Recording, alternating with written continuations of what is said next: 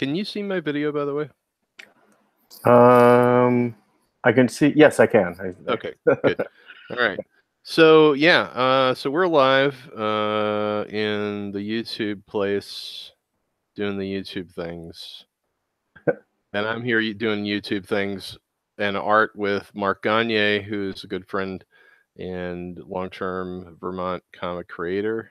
Yep. At some point, we're going to do a more like long-term video where I'll interview Mark and talk about his career and sort of how he does what he does and his ideas about making stories and artwork. But we're just going to hang for about 30 minutes maybe Yep. and do some drawing together and shoot Nice. the breeze about what's going on in the present tense. Awesome. Yeah. So what's going on, Mark? Well, what I'm working on right now is the latest Threadless challenge is Wait, that was, what was that again? Threadless? Threadless, yeah. Oh yeah, that's the t-shirt. Yeah. Yep. Yep. They do competitions. They don't just do like just like print on demand stuff. Excuse me. Yeah, like every month they do I think every week or every month there are 2 or 3 challenges that is what they call them. On a particular topic, and then the if your design is voted on, all the designs are voted on, and if you win, it's like $1,000 and some credit at the store, and your design immediately goes up for sale to the Threadless shop. So you make a little cash. I've never won any of them and I'm generally not a fan of contests, but they're a decent company, and I don't have much else going on today, so yeah, I'll give that a shot. And usually, what happens is I'll think of something, and all work is valuable. I'll end up using that. I'll end up using this for something else down the road, even if it's not Threadless. So it never hurts to have stuff in the bank, so to speak. Yeah, so like, I don't know who's watching this right now. I don't think we probably have anybody watching it because I haven't publicized this video. But in the future, if somebody's watching this video, can you talk about that? Because like you're talking about something specific, which is having a idea bank. You're doing it obviously for a purpose right now. You're coming up with a design for a T-shirt. Maybe it'll win a competition, right? But Right. can you talk a little more about like why it's important to maybe think broader about assets that you're making or designs that you're making? Right. Well, I mean, I just kind of it's design is what I consider like a fun thing to do. So I'm always working on something and storing it away for that time in the future. Somebody will come to me for like, let's see, let me open. Oh, like a long time ago, I did a series of tokens for laser cutter because at some point in the future I want to get a laser cutter. Right. So these are all tokens that I did that someday I'll do something with. Somebody just a couple weeks ago came to me and was like, "Well, I'm looking for a Phoenix logo. Can you do that?" And I'm like, "Yeah, great." So basically, I had this icon already done for this token, and what I did is I took that and adapted it to their logo, or the idea of what they were looking for.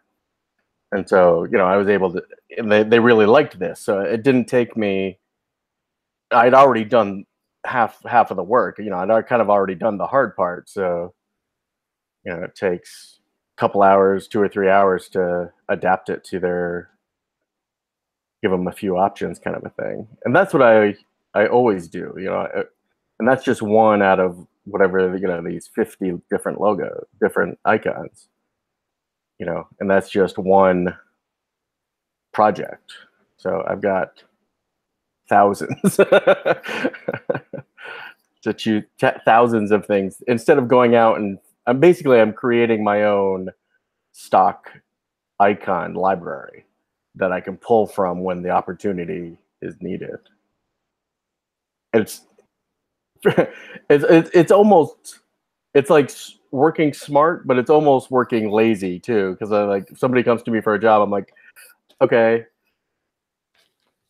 I can pull from this work that I've already done. So I don't have to work as long. I don't have to spend 9 hours doing your logo. I can spend 4 hours because I've got this other original thing that I can already pull from. So, but the thing is, I mean, you designed that asset to begin with, right? Yeah. I mean, it's not like you stole some clip art. You made your own thing to put in the file cabinet, and I mean, so for right for that reason alone, it's not cheating.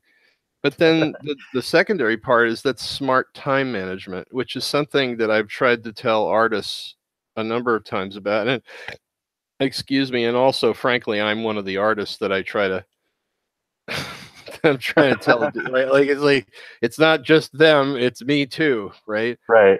You know, like that's smart time management. Because let's say somebody comes up to you and says, "I want you to do. Can you do this Phoenix logo for me? But I've only got $200." Right. Right. Which is really horrible for her logo for mine. But anyway, let's just say that happens, and let's say you got like you need to crack down that electric bill or whatever.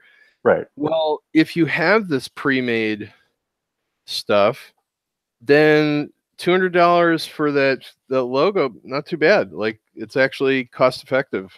Right. Yeah. If you can only spend a couple hours on it, that'd be great. Yeah. Right. So like I wonder. So that's why I think like there's a lot of young artists out there, and I tend to think that that's a lot of the folks that watch YouTube, not exclusively. I mean, I know you and I watch stuff on YouTube all the time, but there's a lot of young artists that are really hungry for info, and they're on YouTube because that's their cultural place to be, and that's great. So I one thing I think is interesting to let artists who are young know is that you're not cheating by like let's say taking advantage of pre-existing stuff in your portfolio, or your like your digital portfolio, and repurposing for a new job, especially if they're not going to pay you much, right? Or if it's or you don't have the time. Yeah, or a friend asks for something and you're like, I really want to do it, but yeah. But since I already have this thing over here, I don't want to charge my friend $600. So yeah, right. Although they should, I mean, at least paying you something close to it, or at the very least, like say, right. I know that it would cost me $600. That's why you're going to get paid, $3. Right. I mean, that's hopefully. I mean, that would be the ideal circumstance, of course. But yeah. So tell me about the process of what you're doing. Like, because I have no idea what's going on here. I mean, we got some like chuckly kind of right like weirdos, and then some more abstract designs, and then something on the top right, which is sort of the intersection of abstraction and figurative, right? Yeah. Identifiable sort of face in there, which seems like a great kid shirt to me. Right. This is my brainstorming thumbnailing stage, and I do it in Illustrator because I can run through ideas a lot faster actually than sketching it out, especially if it's a project that focuses on specific colors. So I can so I can just be like, oh, okay, and I have no game plan at all. I'm just playing with shapes and characters and hoping that something that it leads to something somewhere down the road. I do that. Let me see if I can find that file. While you're looking for that, I would say that that is the most traditional usage of thumbnailing, going back to the old school design methodology, which is to say, you're going to do like when I was taught, in design classes. I didn't go to design school, but I happen to have a really great teacher at Champlain who was taught in Switzerland. And I mean, we were required to like have 50 thumbnails sometimes, or Yeah. whatever. And it was because literally it was about completely purging your brain of every possible idea to then get to maybe half of a brilliant idea, and then take that one or three, and those would get exploded into as many thumbnails as possible until really you find it was almost like beating raw iron into steel, and then Right. a sword. Yeah. It's It was all like, iteration. It's all. yeah, these are Yep. great. Right. And this is kind of the same concept as what I was just saying. Like these were never used for anything. Like they're just there to be pulled from. So this is pure, like pure Gagne Right. thought ideas. Like this Right. is thought experiments, but if you zoom in on any of these, they all they all for the most part meet the criteria of either an illustration or a design. Right. Yeah, for sure. Yeah. Yeah. And Which then is what you're trying to do, I'm assuming. yep. And these actually have kind of sub-categorized a little bit, Yes. like kind of foods and like And even like clip birthdays. art stuff, like Yeah. the stuff on the far right seems like the kind of thing I could see on Vecteezy or Yep. something like that, easily for a paid graphic. Right. Yeah. So and then I do that, and I post on the Vermont comic page quite a bit of just, hey, I'm working on this. It's not for anything, but yeah, no, I've seen it, and it seems like you get some feedback and yeah, some ideas. like I think this was one of the more recent ones where this, and I'm kind of on a reworking kick. Like I've gone back to a lot of previous projects from I've literally noticed. like 15 years ago. Yeah, I've noticed. And been like, oh, you know what? I like that, but I could do that so much better now than before. So like this is the new one, and then like this is what the original was, and this one, like I cringe at this one now. The one you're showing me right now? Yeah. Really? Why is that? Tell me why you cringe. I don't do outlines. I don't do the thick outlines anymore. Oh, I see what you mean. And not that it's bad or anything. It's just because it's highly effective. I mean, if there's a need for it, I don't have a problem with it. But it just like really for my last 5 or 6 years, like I haven't used outlines. You've gotten out of there. Yeah. I've just kind of moved to a different style. You got into shapes. I mean, in essence, you're taking advantage of what the program allows you to do really well. Yeah. Without having to rely on the sort of like the trope of the outline. Well, when I started, that was like, when you start in like Photoshop and Illustrator, you're trying to mimic, at least for me, I was trying to mimic what I was doing in real life. Yeah. Right. And then you're kind of like, oh, I don't have to have outlines. So suddenly those lines break off because you suddenly realize, like, in fact, you might have even, I could imagine coming to that conclusion by just simply even turning off that layer of the outlines, going, hey, wait a minute, this holds up. This is weird. And then, and I don't, like, if I ever taught a class on Illustrator, it would be called How Not to Do Illustrator. Because, because I don't want to, like this, even this little image is like, there's the outline is actually like a shape in the background. Yes. It's not an actual outline, and then this is its own, it's which is better, right? Because it gives you more versatility. It helps me, for me, it helps me, like I can play with changing the thickness of an outline a little bit easier if it's a shape than if it's an actual outline. Because like what you've done right now by making it an oblique rhombus shape, you've already changed not only the general feeling of the feeling. You've like if it was straight up box, straight up box is linear and it gives off a certain emotional quality. It's not to say it's not a funny cartoon if it's a straight box, but Right. now when you've made things oblique, you're actually adding more narrative because within the confines of the flat 2D space, there's movement, there's Right. more emotion, and it's slightly veering into more natural um what am I saying? More natural tropes and triggers visually, right? Yeah, yeah. Like that's a monster even more because it's a little off base because Right. Frankenstein's wacky, right? Yeah. Yeah. That's He's cool. less. Yeah, I'm blanking on the word that Well, I because should be it using, almost but the shape almost evokes what happens in the motion of the character when you see a movie of Frankenstein, particularly the old Universal Frankenstein that this is influenced by. You know, the seesaw stomping, right, right, right. right? So it's evoking some of these lines are already evoking that motion that happens when you see Boris Karloff going like boom, boom, Right. boom, right? You know, like things are off kilter and you know, that's cool. Just Let's that see. alone, right? I think I moved them, and then when I redid it, like this one's a lot more realistic to me. Yeah, Like, absolutely. It's yeah, it's a whole different, yeah, entirely different thing. Um, that's almost like the Zot version of yeah, Frankenstein, in a way, yeah, right? You know, it's yeah. just sort of there to make it more illustrative. But now this was a successful. This is one of the successful Kickstarters, right? This Or one, no? This is this pre-Kickstarter. was the image was the poster was definitely pre Kickstarter. I'm trying to think.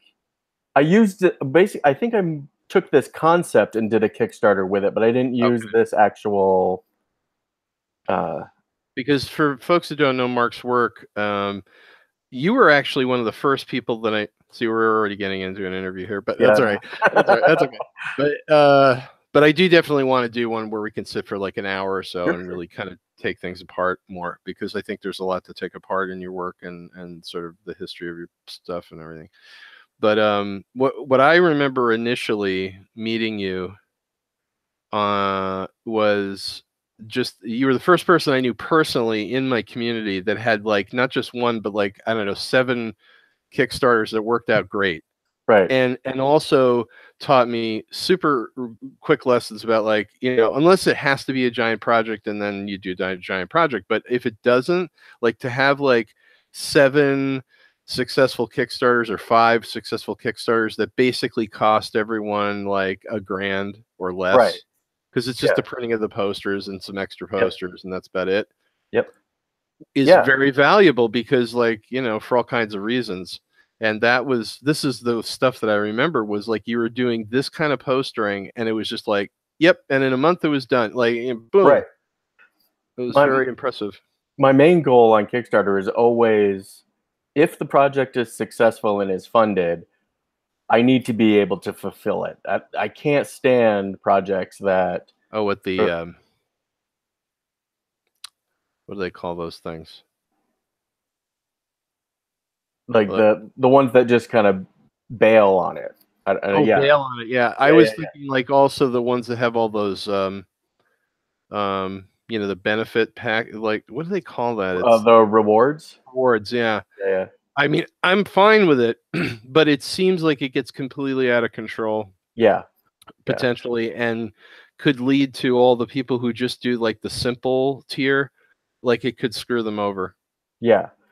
Some of the especially like some of the board game projects get crazy Yep. complicated. And I know But there are a few of the web comicers out there that have done yeah, these like massive collected editions and then right, they add on like oversized hardcovers and crazy extra gear. right. So And I pretty keep it. soon, like I just paid my $20 for the regular book, and I'm not going to see it for 2 years because it's going to Right, take 2 years to fulfill, you know, everything. the Yeah, $1,000 yeah, one. yeah. Right. Like by the time you Yeah, get done with the 5 people who gave you $1,000, yeah, like I'm gonna be an old man. yeah. Yeah, So like yeah, so I keep it easy. I keep it low. You know, all I need is, and literally a lot of the projects aren't going to get done without the Kickstarter support, because mhm. if I don't have that, like I print smaller posters for myself, but the larger posters, I I wouldn't sell 100 of them without doing a pre-sale. You know what I mean? Like, I'm just not going to print that many without knowing that they're going to get taken, I guess. Right. So, but yeah, I'm up to. I just finished a Kickstarter I mailed out this week. I've done 21 total, I think, and I think of those 16 have been successful now. Yeah. 16. Holy crap! I didn't know it was But that they're many. all from like basically all are like $500 to $1,000 goal. No, Yeah. I know. Yeah. That's all great. I just mean that's a hell of that's a great number. Yeah. That's like most of the people that I know that even have like a history of like what they would call a history of successful Kickstarters don't have that many. I'd like to know where I fall in a how many people do, a couple dozen Kickstarters. Like, I don't know They're the out there. numbers. They're definitely there. Those folks are out there. And I think they probably are in the camp of what you do, where it's like it's a poster. This is Yeah. a set of postcards or whatever. Like I don't mean tiny projects per se, but like a singular item style of Right. project. Right. Yeah, and I did posters for a while, and then people started mentioning that they were running out of wall space. Nice. So I was like, all right. Switch gears. What do Yeah, so I did, and I've done probably 6 or 7 postcard campaigns now, and the one I'm working on right now is actually a set of dice. Yeah. Do you have graphics that you can show of those designs? Let's see. Let's see. Desktop.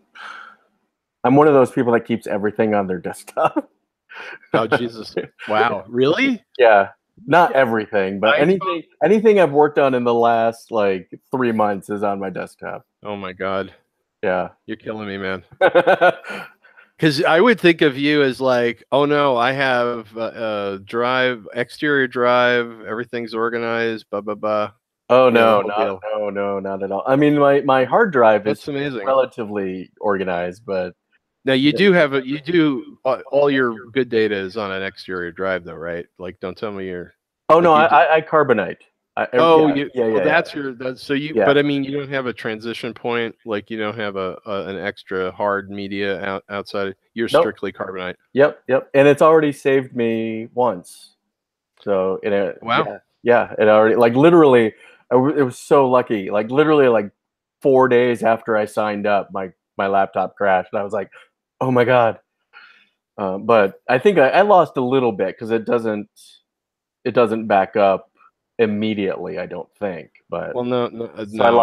lost a few days of work, but I don't know. Can you see the Photoshop window, or is it just? It's I'm only seeing Illustrator. You have to go back into share screen and now choose applications and then choose that Photoshop window. Then you'll be able to share it. Right now you're still sharing your Illustrator. Go back into share screen.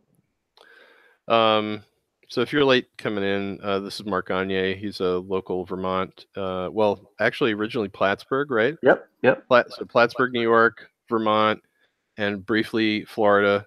Back to Vermont-based cartoonist, illustrator, poster designer, and in my estimation, very successful Kickstarter person. And so this is and his work is primarily done in Illustrator, in a digital realm, although Yep. he's certainly totally facile with ink drawing and also these incredible sketch cards that are made with actually old scratch board, which are incredible. But 99% of what he does is in his computer in Illustrator. And yeah, so this is Are you seeing it now? yeah, I just wanted to make sure that on the channel this was only what was up for video. Yeah, so can you zoom in just a little more? Awesome. So it's not these aren't the high res images, Yeah, but that's okay. This, By the way, I have to tell you, is awesome. When you showed this idea online, I was like, this is I'm sure gonna be a hit. especially on Amazon. I was thinking. Right. If I can get the price down for sure, I think it's Right. a nice. Oops, I think it's a nice So yeah, can you explain idea. what this concept is briefly? So uh, part of my whole design aesthetic is kind of mixing math and design, and that kind of lends itself really naturally to dice. So Oh it's yeah, right. so each so I wanted to start. This started as I wanted to do my own set of design dice, where each side was a different design based on an element, like it would be all circles or squares or triangles or something like that. And that kind of evolved into um, and then I thought, well, I did a book about design, so why don't I see if I can combine? And there's principles of design and elements of art and color, and it just kind of dawned on me that those are all kind of eight.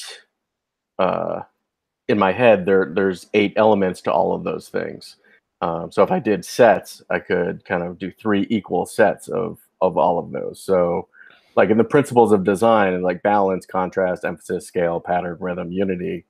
Um, so each die represents that principle, and each side is an example of that principle based on the number that side you would find on a regular die. So you could actually use these as dice. I'm kind of looking at them as more kind of desktop tchotchke accessory kind of a thing, but they The, are usable as dice. the thing that I go to immediately with this is that like every art teacher in Right. America could have these dice in their middle school and high school art room Yeah. and could instantly turn a dull classroom day into something the opposite, you Yeah. know? But then Yeah. the other thing I think of is that if you had a robust YouTube channel, so this is almost like I'm thinking of the marketing of this, right? Right. Like besides teachers and camp people and people who do like art camps and stuff like that's obvious. And then of course the other one would be like the adult who goes into a pyramid like a Phoenix Books or a national book chain like a Barnes and Noble, and this is in the art department, like the artist supply department, and they're like, "Oh, my kid would love this," right? Like, so that's Right. one. That's another duh. But the third one is to me that same audience that watches all these art videos. That a lot of one of the biggest complaints amongst especially young artists, I think, is where do you get your inspiration? Where do you get your ideas? I can't think of what to do. I'm Right. having art block, whatever, right? Yep. And rather than like make fun of art block or say it doesn't exist or say it does or get in that argument, this seems to me like like you could take these three sets of dice, roll each set, and have an idea Right. Yeah. or a springboard anyway for Yeah. something, right? Right. Or just or put them all in a bag, pull out three dice, Yeah, say, okay, do yeah, something blue that deals with scale, yeah, with shapes, or right. something like, yeah. And then by rolling them, I assume there's some more granular choices. So, Only on the color die, there that it talks about like primary and secondary and tertiary oh, I colors. see what you mean. Yeah. But for the most part, let's see. For the most part, on each of the dies, they're designs themselves. Like Oh, I see what you're. Yeah, yeah, yeah, yeah. Okay. so that represent like five. Like this represents five because it's five Right. squares and or six circles and that kind of thing. So what you could do is like for instance, you could roll one of those die and at least get an abstract shape to start with, and then you could roll Yeah. that orange die and get some example of the use of orange or however Yeah. you wanted to play it. I mean, obviously there's thought that has to still go into this to make it sort of have a internal logic that Right. that then allows for some random value out of rolling them or something like that. But I still see this as being extremely helpful because essentially these are like building blocks for design and and color concepts and things. Right. These designs were originally going to be building blocks, literally building blocks. And because I had posted, I think I posted on my Facebook. I don't know if I did it for the Vermont group, but I had the cryptozoology blocks. And it's the same guy that did those was interested in other topics. And I thought, well, design blocks would be good. Yeah, it's good stuff. And I love, I give a lot of thought, and probably a lot of young artists. It's good to understand that for me, half of art is just kind of thinking about it, and okay, this is 3 sets. How do you give each set its own special look and style? So this one, color on black dice, color on white dice, black and white, and it's that kind of same but different type design aesthetic, I guess, is what I'm getting at. Yeah. No, it's really cool stuff. So that's the next project. So I don't know when I'm going to do that. I wanted to do this in time for Christmas. Yeah, that's smart. I don't know. We'll see. I'll certainly launch. I'm trying to make the numbers work because production is expensive. So I might start with like just one of the sets, and then come back with the other ones at a later date. What's the production cost on this sort of thing? Well, these are 25 millimeter dice, which are almost an inch square. So they're the largest dice you can get customized, and it works out to about $5 to $6 per die, $4 to $6 per die, depending on how many you order at a time, I guess. They don't. You can't get those like big giant dice customized. Nobody does those. Not on any site that I've seen. No. Interesting. Yeah, and I haven't even been able. I haven't found. I found a few places that will do wood blocks larger, but right. Then that's even more expensive. But right. So yeah, because it's like a dice are synthetic, so the cost for the materials is a lot cheaper. And that's even because these are printed, which I don't particularly like either, because they're not going to hold up to if anyone wants to use them as real rolling dice and knocking them around and things like that. They're not a die stamped. Right. They're not. They're not engraved. Or that's what I mean. Yeah. Yeah. What I would like to do is get them engraved, and I'm waiting to hear back from a company on that. But I'll go with these, and that's why I'm thinking of these more as a display piece than a real game or a real dice. Even though they work as that. Like when I was art director of Vermont Teddy Bear, I totally would have left these on my desk for people to play with. Oh, sure. Yeah. Just for sure. Yeah. Have something. Yeah. And they would get a lot of play. That's the other thing. I mean, that's no doubt they would get a lot of play. Because the thing when I look at them is I just see them so clearly as a great sort of like a great wad cutter for when people are just like, I don't know what to do. I don't know, because not everybody has the situation that people like yourself, myself, a lot of folks that are doing comics or have big, animation, project stuff, whatever, where even if we're not doing it as a job, we have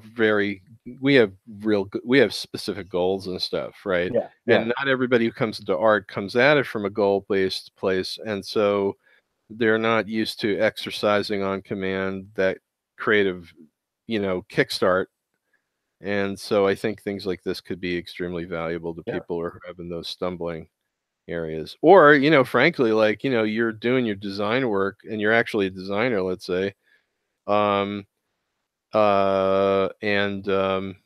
you're burnt and you just like I need an exterior instigator from because I could see a professional person using the same thing. Yep. Sometimes it's just easier for somebody else to tell you what to do. Yeah. I mean, yeah, yes. Yeah. Yeah, absolutely. I mean, it really is true. Um, and I think even neurologically, this is sort of coming from how we're wired to deal. We deal with I mean, we are creatures who, over millions of years of evolution, our actions are instigated by external stimuli, right? Right. I see an apple. Maybe I'm not hungry, but I know it's food. I better take it and eat it or hoard it, right? If I'm a Right. squirrel, right? And I think it's true when you get into this stuff with jobs and being an artist and everything. It's like we can be very self-directed, but a lot of times you need just somebody to go bang you on the head and say, "Hey, where's my Phoenix logo?" Right. And oh yeah, Phoenix Right. logo. Yeah. But it would be great to have that option of being able to like use something like your idea, your product there, Yeah. and be able to like cut through some of that dead space in your head where you're like, Right. I don't And know. when I'm working on stuff, I'm always thinking multiple multiple avenues. So like these are original and not originally, but originally they were going to be color dice, and then I was like, whoa, well maybe I can get them engraved in like a really high end like metal dice, and so that's what Uh, these are. Just taking all the color out so that it's just straight. It would be straight engraving, and that I was like, that might be. And that the price on those would have been like $200. I was like, yeah, maybe I'd get a few people to buy them, but not too many. And then so these would be if they were the block guy that I know in Michigan that might do them. He can do large color areas because he's screen printing. So I don't have to rely on the color of the die itself as a mhm. color. So that's that one. And then this one would be, there was one site that can do engraving, but they can only engrave on white dice. They can't do colored dice. So this was the version. If I go that route, it would be all white dice with just different colors. I think that really kind of is not nearly as interesting as like being able to have black and white dice with black and white engraving kind of a thing. But I mean, engraving is always going to be better because it's got that usability, and it feels like, this is a die. This is a die. right, right, But having said that, I know both of us have seen numerous times in the more kids tchotchke toy areas of like bookstores, particularly, a lot of surface silkscreen imprinted yeah, stuff like this. And yeah. absolutely, it's just a flat printing on the surface. And, I think, I mean, assuming they would be silk screening for this stuff. So as long as it's silk screened and they can maybe provide you with a clear coat after the Mm, screening, that's true. it should be durable for quite a while. I mean, Yeah. it's not like kids are going to grind it. Well, I mean, some kids, 2-year-olds or something, are going to grind them into each other. But I mean, anybody who's going to use them for their purpose, I think even if they're a kid, Right. I don't think they're going to like damage the hell out of them right off the bat. Like, I wouldn't worry about it too much that way. Because the printed ones, at least on the dice, I don't know what they can do for um, finishing, but yeah, I'll have to look at that. I mean, I would think that at least some dice manufacturers do. I mean, the ones that do this kind of like printed surface stuff, I'm saying, Right, I'm sure they must be right, offering laminate, like not like some yeah, laminate, probably, and I would imagine it's a spray, right? Because that's the only right, way to make it yeah, look like you can't see how it was done. Like right, otherwise, it'd be a peeling off sort of potential problem, right. right? But yeah, so this is great. Like I really dig this a lot. The other thing, and everybody probably says, it'd be really great. Well, no, my friend Sam and I You go have, through that all the time. yeah, we have this thing at conventions, Right. Oh my God, yeah, probably. Yeah. where it's like I can where totally imagine. the first thing, very First first thing. thing Yeah. everyone says it. You know what you should do? Yeah. You're just like, okay, Right. what? You know, like, and they have to be like really smiling. And by the way, Right. Sam is your partner in Yep. publishing, right? Yeah. Yeah. So you can give a shout out to him if you want. Yeah. Yeah. Sam Gurdich, Yeah. strongarmlabs.com. Oh, that's right. Yeah. I should put that in the show notes, shouldn't Yep. I? We do our comics together. We've started to do some posters together where he'll write a snippet of a story and then I'll illustrate around that. Because the posters seem to do well at shows, so we started to go that direction.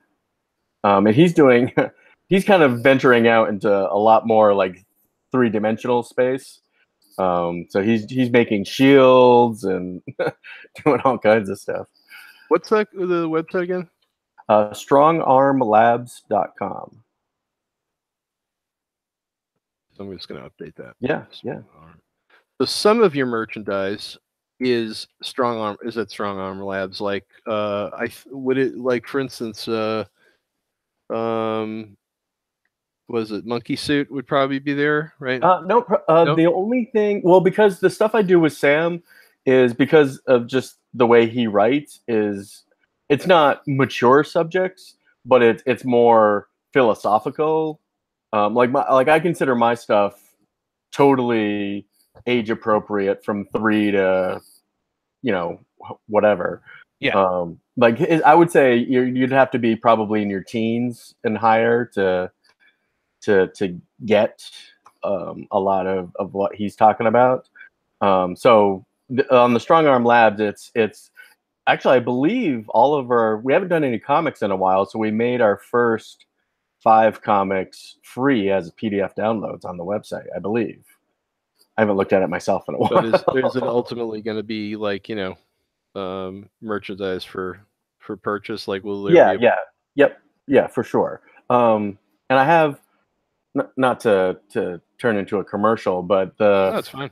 the posters that he There and we I go. do are actually on my Etsy site, which you can get to from my site, which is Right. markgonyea.com. Yeah, you got like a store link and Yeah, find that stuff. yeah. Gotcha. So yeah, so the thing that makes me, because the reason I'm asking, or the reason why I started in with that was something that initially came to my head when I saw all the dice was, what about taking what you do pretty successfully with the posters and then bringing that to dice, like, in other words, like story dice. Yeah. So like, a bunch of different outcomes and starts and middles, Yep. and suddenly it's like you roll the dice, and now here's the story. Yeah. The dog runs over the rhino and falls into the, like stuff like that. Like, it would be interesting to see. Yeah. I want to say I know there are some card games that are all kind of storytelling games. Yeah, Like but I don't know. There's got to be some dice games out there, but might be, I just might not be. just as a total side note, because I was psyched. I went to a yard sale this morning and they had the Pandemic board game for $2. What's that? Well, it's normally like a $40 game, $45 game. Okay. So I was just very excited about that this morning. I was like, ooh, $2. And I came home and all the pieces are there, and I was very, very pleased. That's great. Yeah. But the other thing I thought of was just now when you said, like, everybody says, "Hey, you know what you should do? Yeah. You should do a kids book, or a kids book for adults, maybe be better, called, you know what you should do?" Like, that would be great, right? You know what you Like, should do? You should, yeah. I'm all right, definitely I will. All right, I'll make that my first kids book. My first. yeah. How about if I write it and you do the. Right. You know, That's the other one. Doesn't everybody have a great offer for you to, like, make a book? right. Like, doesn't Yeah. ever, like, oh, we're gonna make so much money, Mark, you and I. Yeah. Oh, you're totally you can have half of whatever we make. Yeah, Yeah. you can have half of those exposure bucks. Right. So Yeah, many that's a artists, so rough one. many artists die of exposure, but I'm fine. Yeah, exactly. Well, one day we are going to be able to go with all those exposure books to the electric company or to the Someday. supermarket or something, and What? I'm gonna be able to get a box of waffles or something with those exposure. One day, it's gonna happen. Someday. Yeah.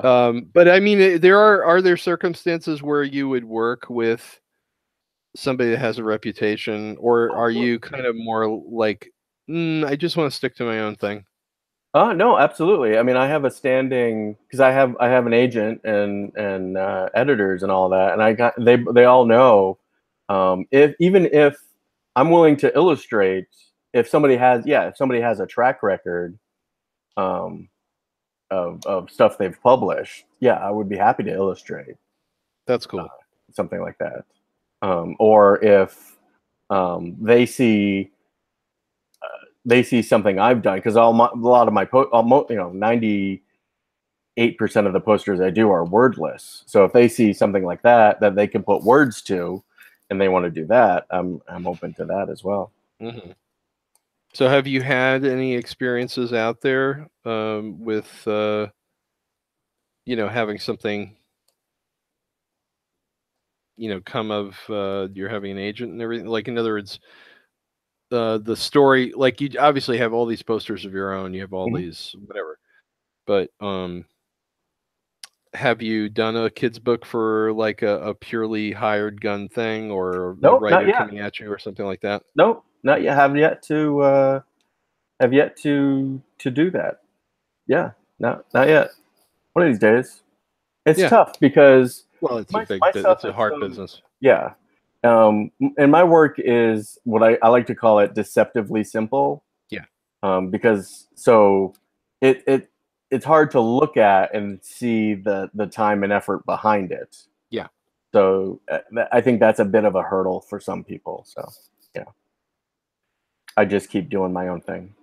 Or do people pigeonhole you and say, "Oh, you must be you must be making a ton of money on preschool stuff or something like that"? Yeah, I think people just assume I make more than I for Yeah. kids. Yeah, like everybody makes more off of kids books than they do. Like nobody's Yeah. unless you're a New York Times bestseller, you're not making a lot off kids books. No. Yeah, No. that's why. Or if you have like a Newbery. I mean, you got to have Yeah, one. You got to have like one or the other, right? yeah, So. yeah. And what my agent's shopping around right now is which I posted on the Vermont comic site, um, those collected hardcovers of all the posters. Oh, right. Yeah, Right. which look great in person. So I'll bring those definitely to our next meetup. Um, but yeah, if I can get somebody to publish those, that'd be great. But what I told my agent, I was like, okay, so we can do 3 volumes or 1 volume, but if we do 1 volume, that's it. Like, because Yeah. it took me 20 years to get to this, Yeah. this amount of posters. So if it all goes in 1 volume, come back to me in another 20 years. So hopefully, I think hopefully it'll be a 2 volume set, like one narrative and then one like full page poster kind of thing, poster books. That's cool. Yeah, I think that works. And then, So, what's your I mean, obviously you're deep into this thing with the dice, mm. but are you already have like, 10 different other things that you're looking at doing? Oh yeah, oh yeah. Let's see. Uh, oops. Hell, do I get this thing up? Yeah, I have to. I'm not trying to. While you're looking for that stuff, Yep. see this thing here? Yep. It's a oh crap, the little side piece fell off. And it's not really expensive. It's just like nicely designed. It's like this elegant little pencil sharpener, right? Yep. It's a two point style, right? Yep. And it's Prismacolor. So it's actually theoretically, I don't use Prismacolors, but if it's a sharpener, it's designed to be able to endure the Right. beating that comes from a colored pencil on a pencil sharpener. I was like, all right, this is going to be a good sharpener again, right? But check this out. Like, so this pops off, which I'm not sure if it's actually intentional or not, right? Right. In fact, I think I just broke off one of the stems. But anyway, you can pop this open, you can pull it out, right? Right. But there is and I can feel the seam along here, this little, Right. but I can't get this thing open. Like I'm turning it, I'm putting like a bare energy. I'm like gripping this thing. I Like, shoved knives in here, and I cannot get the stupid thing wow. open to get the shavings out. So I'm like, there's going to be a point where this thing's going to be packed It's with shavings, right. and I'm going to have to just throw it out because I can't get the Oh, that's damn thing. hysterical. And the reason I bring this up because it's really nice design. Like this is a Right. cool shape. It actually looks more expensive than it was. It was only $3 Yeah. retail. It looks like kind of nice, actually. I'm like, oh, that looks kind of nice. Except I But can't get it sometimes open. like, there's no function. It's like, holy crap! Like this is Yeah. totally not good. Like so, then it's not good design, right? Right. So Yeah. then, with that metaphor in place, like, has there been experiences you had where you're like, oh my god, this thing looks so great, and then it's just like it totally flops, even though it looks great, Like and just for like projects that I've like done. projects or maybe work because I know you're doing all those video covers for Yeah. online Yeah. video Um, channel thing.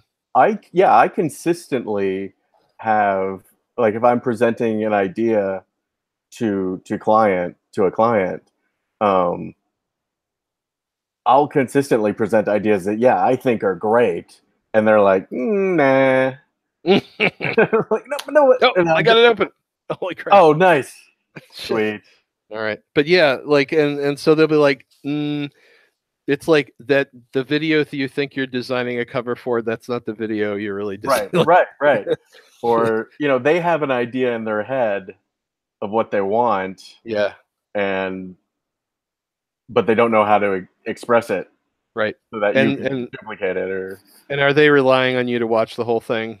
oh yeah, yeah. Well, actually, they don't. They say I don't need to watch all of it because I can watch the first 20 minutes of something and get a really good idea of what it's about. Right.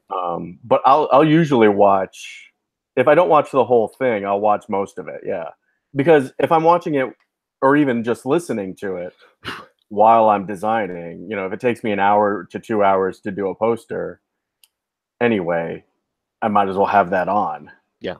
to reinforce it. I had the same situation when I might have told you this, I don't know, but I used to design DVD menus. Did that for Oh, about right. Yeah, yeah, yeah. 3.5 years, 3 Yeah. years. And and that's all it was taking the distributor company's assets. Usually it was Yep. their VHS box covers because they, obviously we were doing the DVDs, Right. and or some of them would have packaging art, for for the proposed DVD, for what was going to end up being the DVD. So that was even better because by the time you get to that level of design, people were using Illustrator a lot. So like you had really good assets that were, that were easy to manipulate and stuff, right? Right. But at any rate, like, so you'd have all these, but in the end, I mean, you had to watch it because you had to make style choices for all kinds of reasons. And a lot of times we were the first designers involved. Like Right. sometimes we had some clients that were so low end or at least mid end that nobody had designed anything Right. before the DVD was even going to get struck. Yeah. So it was up to us to invent assets, and or like they'd be a company that bought the DVD distribution rights on something that was only previously on VHS. Right. So they'd give us all this like old VHS box art, and they'd say, "Oh yeah, we have all these assets," and it turns out it was just flat art, Right. Yeah. and Right. you'd have to trace it Yeah. anyway. You Yeah. know, yeah. So, and the thing is, you might do these menus that would be like really cool, and that somebody watching it who was into the show would be like, "Oh wow, they put that into it, or they designed in that way," and be like, "No, like Right. why? Right. No, it's too designy." They'd be like, or whatever, and they'd be like, we know who buys our stuff. They're not gonna get they'll Right. this Right. is gonna be too confusing for them or something, and you'd have to go back to square one. I find there's, and probably with good reason, but there's a lot of underestimation of the public as far as design goes. Yeah. Oh, by the way, you're sharing your Yep, Hangout window, which is fine, but it'll just do this infinite loop thing. you're right. Well, what I was gonna, you had mentioned like, am I working on other things? Yeah. So I have this, I have the stories to be worked on folder. So Oh, okay. these are all the other things I'm working on. Right on. So that's the yes, I always have other things. So getting back to today's thing that you're doing, which is your T-shirts. Um, do you? I know you were saying like you're just winging it, right? But Yeah, eventually, at what point do you think you're going to go like, okay, I think I got a couple of ideas that seem at least visually to be going somewhere. And then is that when the story starts to happen for you about like really what's going to be, like in other words, if you pick the one on the bottom, let's say, right. when you commit, or at least for a while you commit, would you then go like, okay, what's the story of this? And then how's it going to change the design? Or will you just go purely visually still from here? I'll still go visually. Like right now, I'm looking at this and I'm thinking, okay, what if these little characters were having a paintball Right. fight, Gotcha. and they're all getting recolored from each other, kind of a Gotcha. thing, and that might be the next thing that I work on, or Like some kind of you know, splatting or something like yeah, that. yeah, yeah, and it's a real just kind of stream of consciousness Right. kind of thing. Like I'll work on I'll have this file open and I'll work on it and I'll be like, oh, you know what? I had this thing. I had Yeah, this. right. You get that duck or whatever. Yeah, yeah, yeah. They're like, oh, I had that monkey Hmm. icon. So let me pull that in, and it's blue and yellow and red, and then kind of think like, oh, okay, that's kind of interesting. Yeah. No, and I'll pull that off to the side, and Right. so yeah, the side of my uh, side of the canvas is always ideas that I don't even know where they're going. Right. Like these, I have some idea of. Like right now, this is probably the most promising, the happy face. At least it's a decent design, and I like repetition and patterns. Yeah. Right. And it's easier to see it. I mean, you can see the other thing, but it's easy to see that on a shirt, particularly Right. for youth, Yeah. like a grade school or younger. And I like how some of these other panels are also duplicating the red, yellow, blue color schemes. Well, You that's know. right. You have Yeah. that happening as well. Yeah. Yeah. So it's kind of like pattern within a pattern kind of You happening. know, yeah, it was one that was actually triggering me, that I just really liked was off the drawing board on the bottom This left. one. That one with the words, Right. I have to tell you, like I feel like if I could totally see that on a toddler T-shirt Mm. And it with could the words. I mean, with the yeah, words. it There's could something crazy about that. Like I it think there's some parents that would go, "Oh my God, that would look adorable in my kid," right, right, right, right. And because it it's could also like you could see them pointing to the words with their kid and yeah, saying yellow, red, yellow. right? And It's it may end up with something like that, except um, for this and particular threadless uh, right. contest, I can't use orange and blue. So yeah, I mean, I could make I the meant, yeah, no, I just yeah, meant on its yeah, for yeah. its own Oh product yeah, yeah, thing. And I like the word you're getting the intersection, the secondary colors. I think it's yeah. just it's really clever.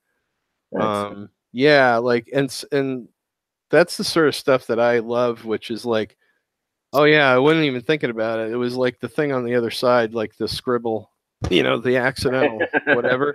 But I just feel like, boy, you could just. It seems like really, really hard, like not hard to sell that design, Right. because because I think of the preschool crowd a little more, just because I grew up or grew Mm. up I grew up I grew into some of that stuff because when I was first dating my girlfriend, I mean one of the kids was only 3, and Right. so I just saw all this material design, blah blah, just like it was Yeah. exposed to all this stuff. Um, with even these other parents and toddlers running around, I was like, and now I'm like looking at it, I'm like, oh God, like that's perfect. Like I would just be like, you got to copyright that immediately, and like that kind of thing. Yeah. And it The also red. makes me think of one of your books too, by the Yeah. way. Like Yeah. that Yeah. could Yeah. For easily sure. be one of those thick, heavy card style books. If I had thought of this in 2004 when I was Yeah, writing the design book, it definitely would have ended up in the in book there. in some fashion for Because it's sure. a great, powerful. Yeah. It's a nice, powerful, It. but playful, simple. I'm a big fan of, and I'm still struggling to think of the specific word. Um, but when a when text illustrates what the text actually is, Hmm. and I don't know, and I forget the word for it, but there's definitely a definition of that. And there's some design people who are like, that's like, never do that. Like Right, they're right, the right, right. right. They're like the opposite of that. Um, you know, like Like major no this. no, major no no. Yeah, right. No. Like I know that what's his name, the guy who's the big book cover, Chip Kidd. Chip Yeah. Kidd like grew up when he grew through design school. I mean, that was immediately hammered out of him. Like he was like, never, you never do that. You never do that. You either use the word or you use the design that triggers the word, but you never have both. Right. And so for him, that's a major design credo for him, philosophy, Right. right? And that's great. And Right. because that's what everyone does different stuff. So Yeah. No, yeah. absolutely. Yeah. It's always interesting to hear like how, absolutely not. Um, Right. and it's not that everything is just moral. Well, I mean, like sort of like the design equivalent to moral relativism. I mean, everything isn't good, you Right. know. Yes. Like there are things that are actually qualitatively they suck, or Right. they're badly designed. They don't communicate whatever it is, right? Yeah. But so I don't like that stuff either. That like, oh man, anything goes. It's like Yeah. even if you take like the stuff that was being done in the 90s for like the Face magazine, which was the thing that exploded, obviously, right? I mean, that was the explosion of 90s design was coming out of the Right. UK in that magazine. Even Yeah. the most destructive things to design still had, if you were to like metaphorically be able to peel off the surface, you would see the core elements of Hmm. good design under it, right? Yeah. Which is why that guy, and I forgot his name, he's still alive and he's a big design person, obviously, teacher too in England.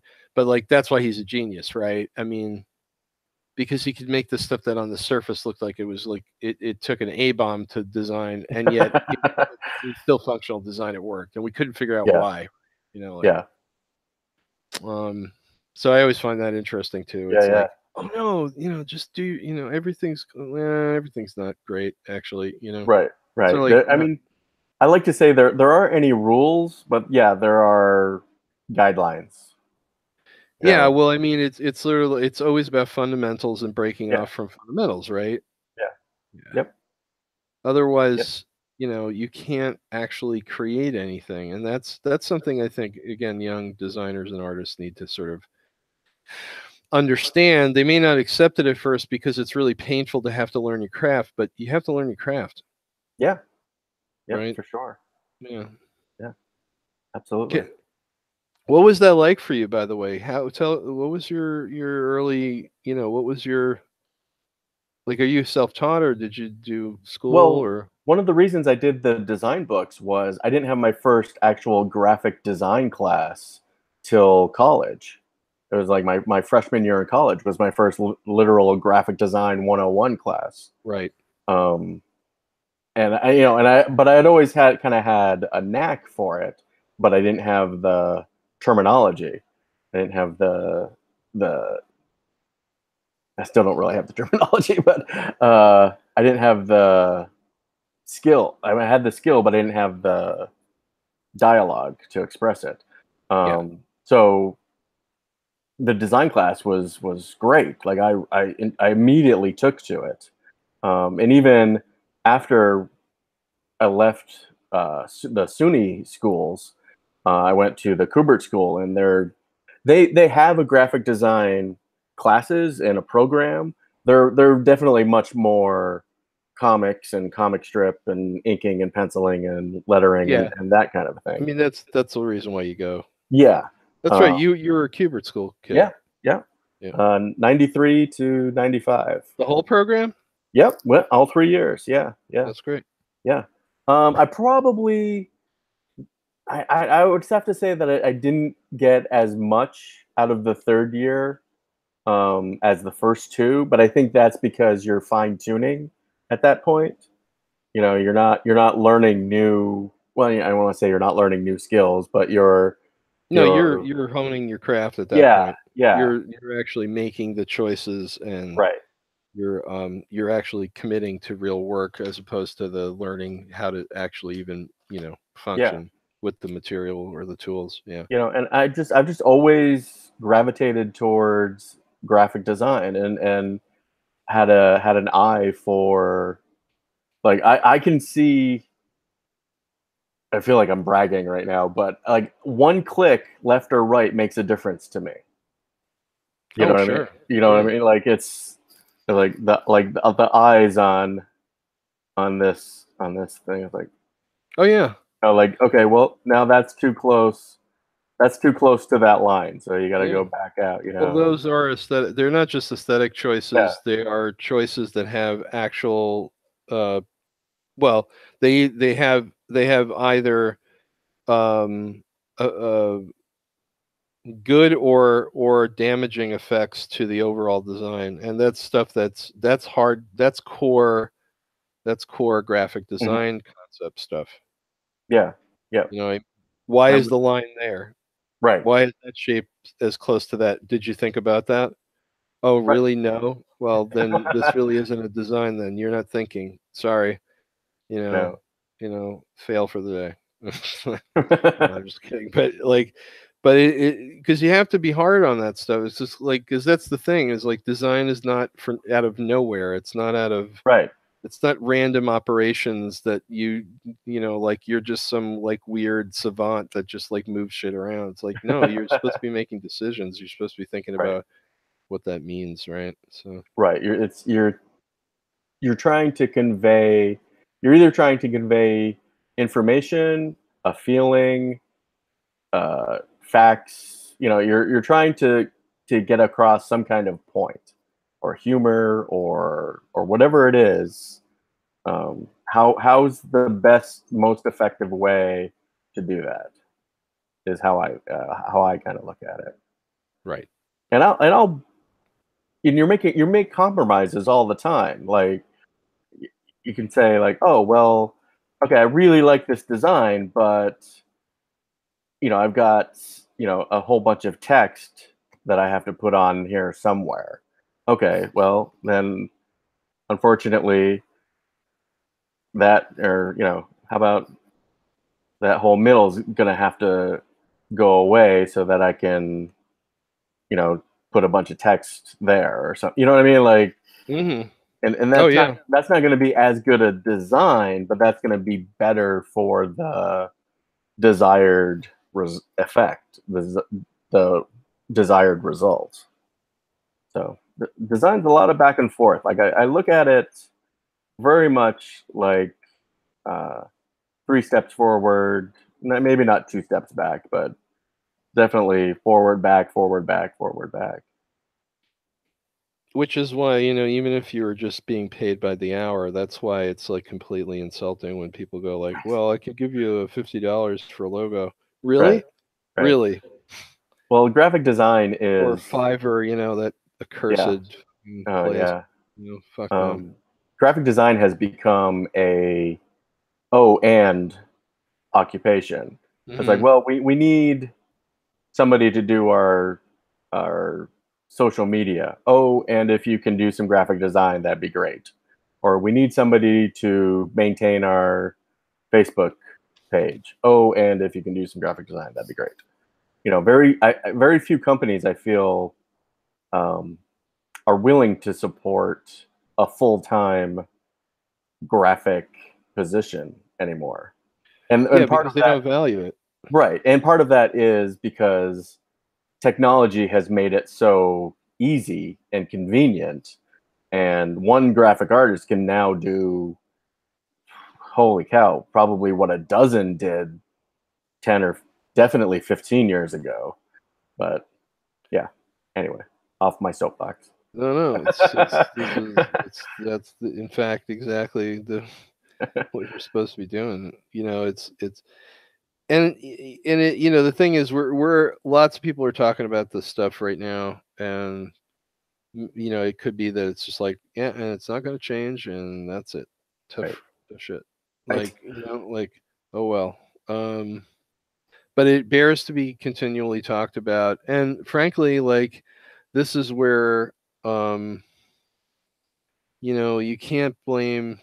This is where, like, capitalism goes wrong, Mm. essentially, because this is where the laissez-faire capitalism becomes, a lot of the culprit for this, because basically when you have a situation where everybody is being thrown up against each other constantly, and there's no sort of ethical checks or balances to how you make money, then the devaluating of workers is the outcome, and it's just going to Right. happen. Right. And like, and no, of course there's going to be competition. Of course you're competing with other people. Of course you're competing with other artists or designers for the same gigs.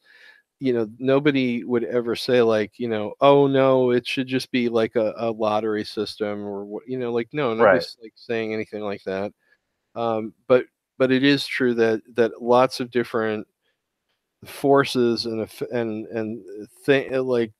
like whether it's the electronic, sort of like the electronic design sort of machine in general, the cheapening of the way online has became like free economic kind of Right. Right. strategy, Right. and how Yeah. that distorted people's ideas of value. Like, there's a lot of different competing Yep. forces that made the outcome is, oh well, this just isn't worth much. Right. You're just Yeah. you're just some trog who, like, pushes pixels around, and And who it's cares? not just. I'm sorry. It's not just graphic design. It's almost every industry Yeah, is devalued. almost every creative Yeah. situation Yeah. has had some kind of devaluation in it. Yeah. Yeah, and this is, so it's not new. Now, then, but of course, like, where this conversation will inevitably go, especially with older artists, is they'll be like, and those kids are just like taking $5 for a logo, and it's like, wait a minute, they're desperate for money, they don't understand anything, Right. and we don't have a system in place that protects them the way, like, a union might in, let's say, a European country or something, or standardization of salary stuff, or like some redress over it. We don't have that kind of backup here. So you can't really blame some 20-year-old for going, okay, I'll take $35 for that Right. design, because what they don't, like, They're just happy to get paid. they're just happy to get paid, and they're happy to have some in their portfolio that's actually real. And like, Right. I mean, it gets really daunting telling people you can't do that. Right. You have to say no, blah blah blah. I mean, it's really hard, because most of the time we're doing it to protect our own asses, in a sense. Right. And that's just the truth, and we have to admit that as older guys or gals. Well, wasn't But that Harlan Ellison's? fuck you, pay me. Yeah. Yeah, Right. yeah. Yeah. But like, the thing that also is inevitable, though, is that people are going to do the stuff that causes that friction, because Yeah. they're 20 and they don't know any better, and they're, Right. Yeah. stuff like that, right? And So I would do the same thing if I was just starting out right now. I'd be like, "Hey, I'm getting paid." hey, Yeah. Yeah. it's It's hard. yeah. So this is to Oh yeah, bring it. sorry. No, no, no, no.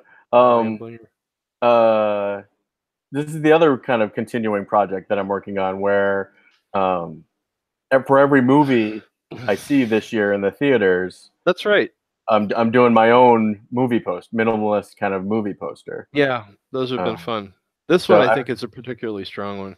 yeah, I like this one a lot. So this is all of them so far, and Wow, so many.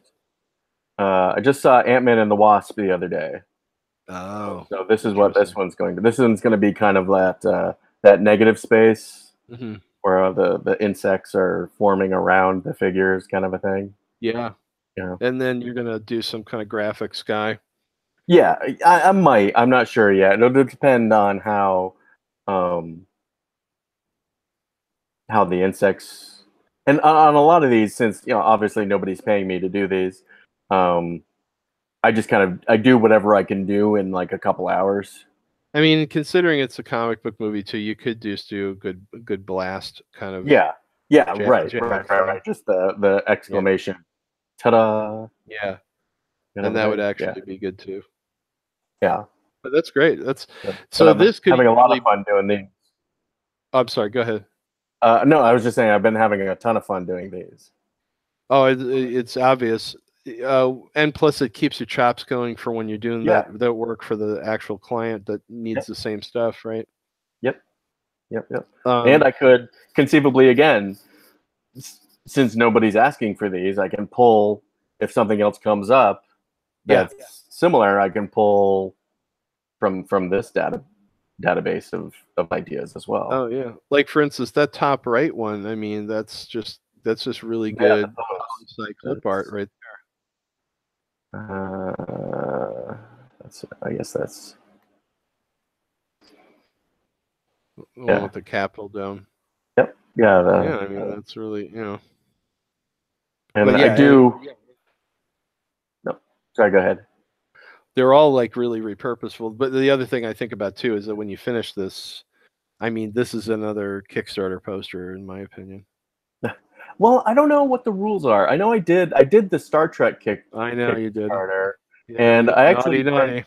naughty. Yeah, but I actually did. I contacted CBS. You did. Yeah, and I talked to a lawyer there, or emailed the lawyer, their rights attorney there, and I was Wow. like, "This is my Yeah. project. Yeah, this is my project. This is what I'd like to do. I don't know if there are rights that are purchasable or if it's required because it's just graphics. It's not. It's not. I'm not using the words. I'm not using any text or that Uh-huh. kind of a thing. And they sent me like really quickly. They sent me back like the next day, Yeah. like a really nice 4-paragraph message that was, obviously like, we have these are our copyrights. We have every right to protect our copyrights. Should you give us a reason to protect our copyrights, we will go after you vigorously, kind of a thing. But nowhere within those 4 paragraphs did they say you cannot do this. That's interesting. So I kind of took it as all right, don't get too successful with it. Like, Hmm. yeah. So Obviously, in the fan film situation, they had to right. crack down hard Yeah. Yeah. because of one individual who ruined the whole thing for Yeah. everybody else. But Yeah. I'm not going to open up that can of worms Right. in here. But it's really I mean, they are really clear about what they own and what they do, what they, yes. what is covered in terms of like what they feel is trademarks, visual trademarks, and so on. Um, but it's interesting that they weren't more clear because with for instance, with the fan film stuff, they have very clear guidelines now about what you can and cannot do. Right. But Um, because I think they brought it to a head. yeah, You know. I find it interesting that they didn't have like like a set of guidelines and say like, well, you're doing fan art, you obviously are reproducing. I mean, you're reproducing a Right. product. I'm surprised they didn't just say no, you can't do that. I'm not without I'm paying a amazed. license fee. Yeah. I'm amazed they actually didn't. They didn't say you can't do it. But I don't know. Maybe it happened to be the right friendly to fan art print, It could be, and I think well, there was something about the level of abstraction as well. it sounds kind of almost like somebody giving you a little bit of a Right, pass right, without, right, but covering their ass with their boss kind right. of thing. It was a don't be so successful that we have to destroy you. basically. Right. But if you're selling 100 prints, we don't Right, give a shit. right, right. Because there's no, Yeah, there's no money in that for them. and that could have been part of it too. That it was a limited run. You know, an hour of their lawyer's time wouldn't have been worth Never you going know, to be worth it. Yeah. doing that. So So that's interesting that yeah, they, but I think if I tried to do a Kickstarter with like all of these, somebody within this group is going to get bent out of shape. although you don't actually use any of the identifying trademarks of the concepts in these mini posters, which is why I think it's actually okay. The thing is, if you had, I'm trying to think off the top of my head, like if you replicated the logos from the movie Right, posters in right. each one, or if the Avengers had the A in it, even though you had other design elements, Yeah, or yeah. whatever, like even the Jurassic World head Right. is a different skull. The The only one I do movie is Solo. the Incredibles. I did pull Oh the yeah, okay. I did pull the logo for the Yeah. Incredibles, but So I you mean I put, could easily get rid of that and yeah, and actually you should anyway, because I think it doesn't serve your design yeah, methods to and your overall look. yeah. Like I think it'd be cooler for your purposes to invent a different eye Right, right, right. that works for Yeah. like that kind of, like a different approach, because I think that's part of what's cool about what you're doing is that you're even redoing the I'm identifying totally poster. reimagining. Yeah, Yeah. yeah. So why not, Yep. and that's why I don't think of your problem, Right, like right. honestly, like for that reason alone. If anybody's interested, so far, The Shape of Water and Isle of Dogs are my two favorite movies this year so far. Oh, really interesting. Yeah, yeah. Yeah, Shape of Water. Darkest Hour and The Post were both really, really good, but they're heavier. Like they're slogs for because there's a lot of like dry information Yeah. thrown at you, and probably Pacific Rim Uprising and Bad Samaritan were the two least successful movies so far. Oh, that's interesting. So those are the ones that you were like, eh, Yeah, do like the quickest posters of. because I keep hearing that Red Sparrow was not super Uh, great. it wasn't great.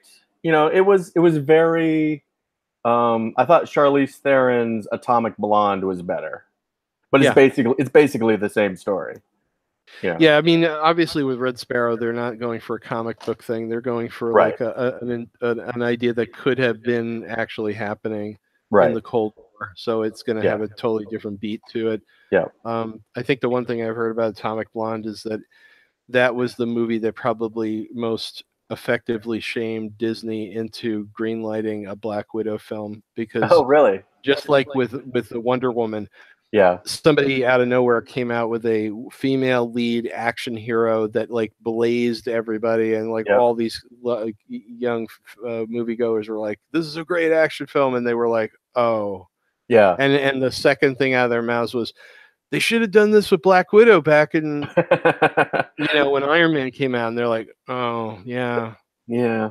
So It turns out our completely sexist attitude towards right. women holding up films and stuff like that turns Yeah. out we're always wrong. Yep. Yeah. Well, I thought Evangeline Lilly is steals the show in Ant-Man and the Wasp. That's what I keep hearing too. Yeah, I think she's awesome. So now that they've gotten a clue and they're Yeah. sort of activating the women characters, I think it's Yeah. That's great. yeah, Yep. it's a good thing. All right, I But actually gotta head out. So thanks for Yeah. coming in, and I know it turned into more of an interview, but yeah, well, that's all right. That's I'm all right. always up for Yeah. hanging out. Yeah, no, absolutely.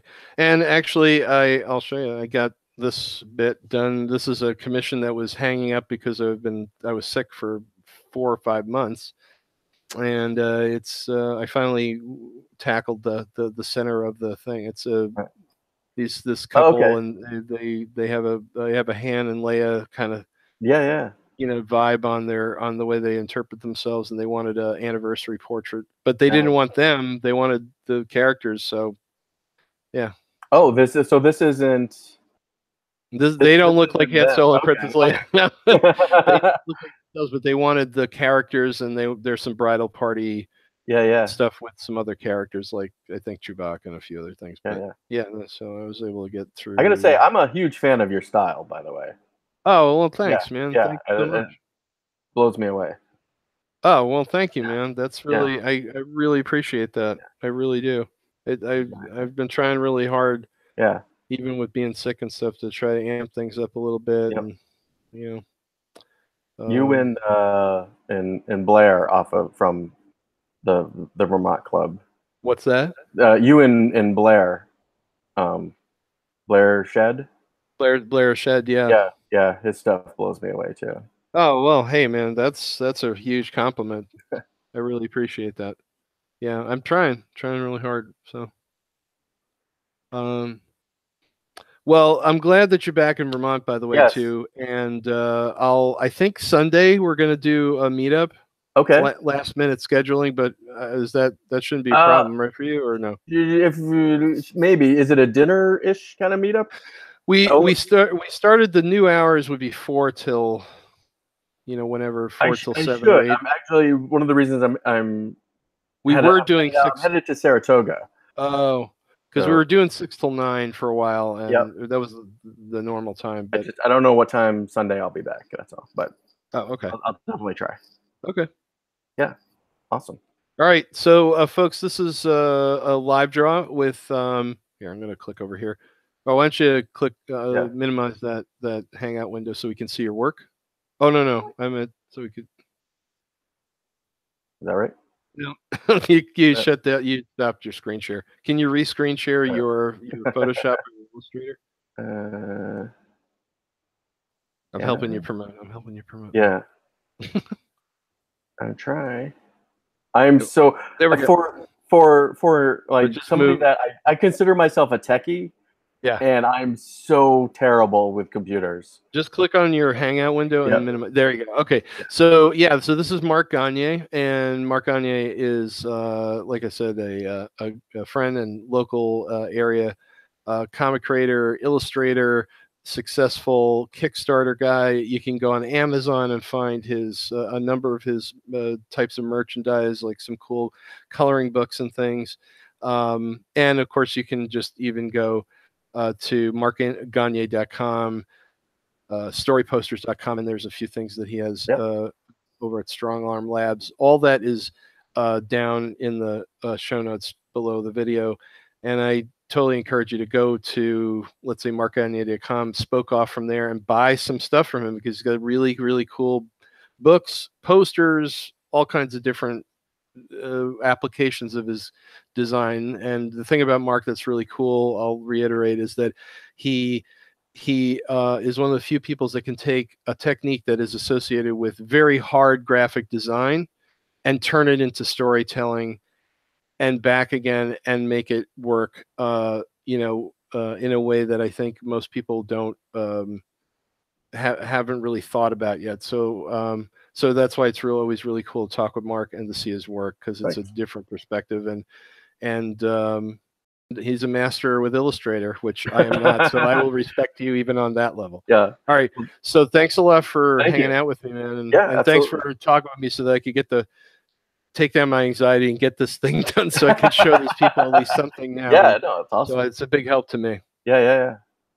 Awesome. All right. We'll see you again. And thanks for coming. Talk to you soon. See you later. Bye. Yeah, so that was really fun to hang out with Mark. Mark's always got a great attitude too. He's really energized guy. He's always got something to add to the conversation. And obviously you can tell that with Mark, he's got just kind of like an endless amount of ideas.